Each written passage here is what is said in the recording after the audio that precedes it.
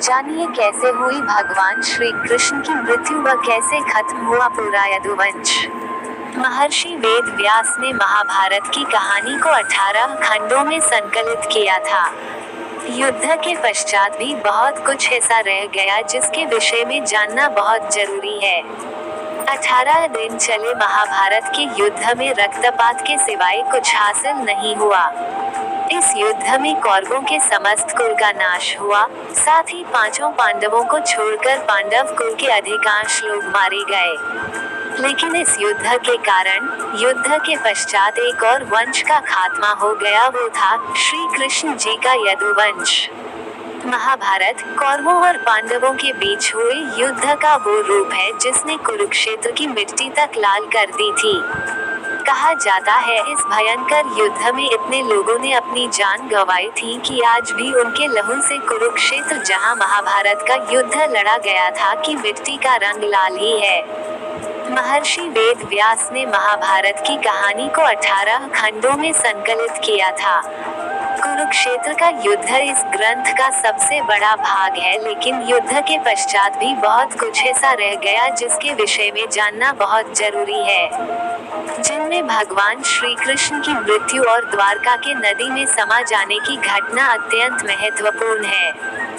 मौसल पर्व 18 पर्वों में से एक है जो 8 अध्यायों का संकलन है। इस पर्व में भगवान कृष्ण के मानव रूप को छोड़ना और उनकी मृत्यु के पश्चात उनकी नगरी द्वारका के साथ घटी घटना का वर्णन है। आइए जानते हैं क्या छिपा है मौसल पर्व की कहानी के भीतर। यह घटना कुरुक्षेत्र के युद्ध के 35 साल बाद की है। कृष्ण की द्वारका नगरी बहुत शांत और खुशहाल थी, जहां युवाओं के भीतर चंचलता बड़ी ही सामान्य थी और वे सभी भोग विलास में लिप्त रहते थे। एक बार कृष्ण के पुत्र सांब को एक शरारत सूझी। स्त्री का वेश लेकर वह अपने दोस्तों के साथ ऋषि विश्वामित्र, दुर्वासा, वशिष्ठ और नारद से मिलने गया। वे सभी भगवान श्री कृष्ण के साथ एक औपचारिक बैठक में शामिल होने के लिए द्वारका आए थे। स्त्री के वेश में सांब ने ऋषियों से कहा कि वो गर्भवती है। वे उसे ये बताएं कि उसके गर्भ में बच्चे का लिंग क्या है। उनमें से एक ऋषि ने इस खेल को समझ लिया और क्रोधित होकर सांब को श्राप दिया कि वो लोहे के तीर को जन्म देगा, जिससे उनके कुल और साम्राज्य का विनाश होगा। सांब ने ये सारी घटना उग्रसेन को बताई। उग्रसेन ने सांब से कहा कि वे तांबे के तीर का चूर्ण बनाकर प्रभास नदी में प्रवाहित कर दे, इस तरह उन्हें उस श्राप से छुटकारा मिल जाएगा। सांबा ने सब कुछ उग्रसेन के कहे अनुसार ही किया। साथ ही उग्रसेन ने ये भी आदेश दिया कि यादव राज्य में किसी भी प्रकार की नशीली सामग्रियों का ना तो उत्पादन किया जाएगा और ना ही वितरण।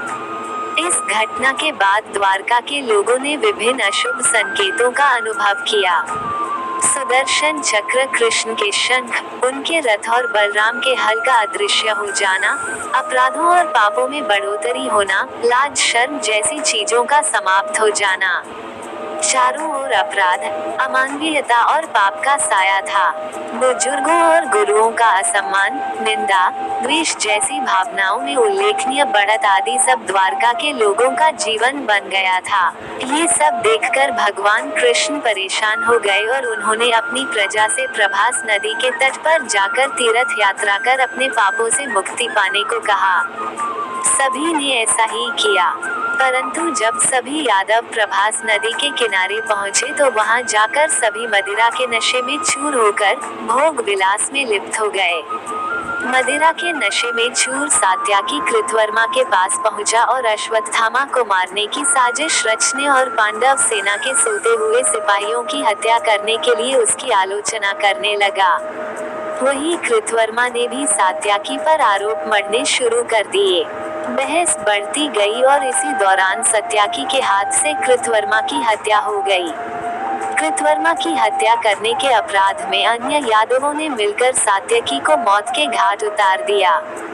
जब कृष्ण को इस बात का पता चला तो वे वहां पर प्रकट हुए और एरका घास को हाथ में उठा लिया। ये घास एक क्षण में परिवर्तित हो गई, जिससे श्री कृष्ण ने दोषियों को सजा दी। मदिरा के नशे में चूर सभी ने घास को अपने हाथ में उठा लिया और सभी के हाथ में मौजूद वो घास लोहे की छड़ बन गई, जिससे सभी लोग आपस में ही भिड़ गए और एक दूसरे को मारने लगे। बब्रू, दारुक और भगवान कृष्ण के अलावा अन्य सभी लोग मारे गए। यदुवंश के नाश के बाद कृष्ण के ज्येष्ठ भाई बलराम समुद्र तट पर बैठ गए और एकाग्रचित होकर परमात्मा में लीन हो गए। इस प्रकार शेषनाग के अवतार बलराम जी ने देह त्यागी और स्वधाम लौट गए। लोहे की छड़ का चूर्ण एक मछली से निगल लिया और वो उसके पेट में जाकर धातु का एक टुकड़ा बन गया। जीरू नामक शिकारी ने उस मछली को पकड़ा और उसके शरीर से निकले धातु के टुकड़े को नुकीला कर तीर का निर्माण किया।